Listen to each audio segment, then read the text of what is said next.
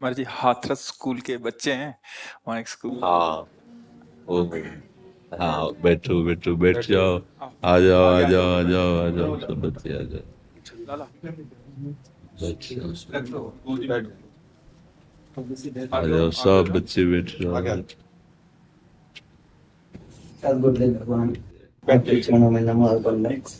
विश्वास नहीं हो पा रहा है कि श्री जी की कृपा और आपके आशीर्वाद से बच्चे आपका सानिध्य प्राप्त कर रहे हैं। सद्गुरुदेव भगवान, बहुत बहुत कृपा। सारे बच्चे आने के लिए मुझसे लड़ रहे थे, झगड़ रहे थे, लेकिन क्योंकि व्यवस्था नहीं बन पा रही थी जी इसलिए एक साथ नहीं आ सकते थे। जी जी इसलिए हमने एक शर्त रखी इनके सामने जी कि सद्गुरुदेव भगवान के ऊपर आपको निबंध लिखना है। जी जी सब बच्चों ने निबंध लिखा सद्गुरुदेव भगवान, और जो बच्चे सही लिख पाए जी जी। उनको आपका आशीर्वाद दिलाने के लिए लाया हूँ। नहीं, जो सही नहीं लिख पाए हैं उनको भी हमारा आशीर्वाद रहेगा।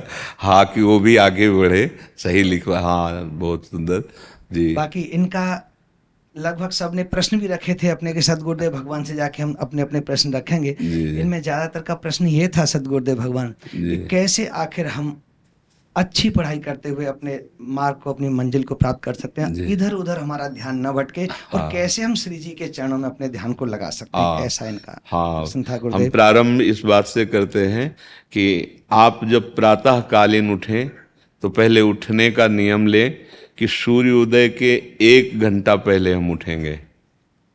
देखो, हमारी प्रार्थना मानना, सूर्य उदय के 1 घंटा पहले। हम ये नहीं कहते कि जैसे हम लोग उठते हैं वैसे नहीं। आप बच्चे हो तो इस समय सूर्य उदय कई बजे होता है? लगभग 6 बजे, साढ़े छः। आप 5 बजे उठ जाइए और उठ करके सबसे पहला कार्य कीजिए, पृथ्वी के चरण स्पर्श कीजिए, भूमि के चरण स्पर्श कीजिए। और फिर आप जिस आसन पर बैठे हैं, देखो ध्यान से हमारी तरफ सुनना, जिस आसन पे बैठे हैं, जिस पे शयन किए थे, जिस सैया पर सोए थे, पृथ्वी को प्रणाम करने के बाद उसी सैया में 5 मिनट केवल बैठ जाइए। और 5 मिनट बैठकर 5 संतों का नाम ले लीजिए। आपको कोई याद है 5 संतों के नाम? अगर ना याद हो तो याद कर लेना। किसी भी 5, जितने भी संत भगवान हैं हमारे, जैसे आचार्य रूप में, जैसे हम लोग, श्री स्वामी हरिदास जी की जय, हरिवंश महाप्रभु की जय, हरिराम व्यास जी की जय, नागरीदास जी की जय, श्री ध्रुवदास जी की जय। 5 5 संतों के नाम याद कर लीजिए। वो 5 संतों के नाम, ये जीवन आपका देखना कैसा उन्नतिशील होगा। हरि को निज यस्ते अधिक भक्तन यस पर प्यार ताते ये भगवान नाम से भी बढ़कर प्रभावशाली भगवान के जो भक्तों के नाम। इसके बाद नीचे उतरिए और पहले जो अपने माता पिता, अगर वो शयन कर रहे हैं तो कोई बात नहीं है, अगर वो शयन नहीं कर रहे हैं तो पहले जाकर माथा रखकर उनको प्रणाम कीजिए। उनके अगर हमारी बात मानोगे तो देख लेना तुम्हारा जीवन कैसा बनेगा। इसके बाद आधा लीटर या 1.25 लीटर, जितना आप जल पी सकते हैं, उस जल को आप हल्का सा गर्म करवाइए अपने माता पिता से, जो भी आपकी सेवा में हो, या अगर आप स्वयं कर सकते हो तो स्वयं हल्का सा। अगर 500 ग्राम पी जाए तो और अच्छी बात है, और इससे ज्यादा पी जाए तो अच्छी बात है। वज्रासन में बैठना आता है? वज्रासन जानते हो आप लोग? कैसे, हमें बैठ के दिखाओ। नहीं, ये पद्मासन है। देखो वज्रासन, वो देखो बैठ रहे हैं, ये दोनों पैरों को ऐसे करके इसमें, इससे बैठकर जल पिया जाए। ये आपके ब्रह्मचर्य की रक्षा करेगा, कब्ज नहीं होने देगा, और आपके मस्तिष्क की गर्मी को ठंडा करेगा। ऐसे वज्रासन में बैठकर धीरे धीरे 5 या 10 मिनट में जल पिया जाए। एकदम ना पिया जाए, गिलास में लेकर के 500 ग्राम जल धीरे धीरे उसको पिया जाए। फिर इसके बाद आपको 100-200 कदम टहलना है। फिर इसके बाद आप शौच जाइए। शौच, अगर आपका पेट साफ हो जाता है, अगर नहीं साफ होता है, कोई ऐसी परेशानी लगती है, तो 1 चम्मच ईसबगोल की भूसी और छोटी हर का आधा चम्मच अगर रात्रि में दूध से या पानी से ले ले तो वो बार बार शौच नहीं लगाएगा, पर आपकी आंतें साफ हो जाएंगी। शौच जाने के बाद स्नान करें और फिर तुरंत, अगर आपको व्यायाम आता है तो करे, नहीं तो सीधा सरल बात होती है, 20 बार बैठ जाए बैठक, और 10 बार लेटने वाली दंड।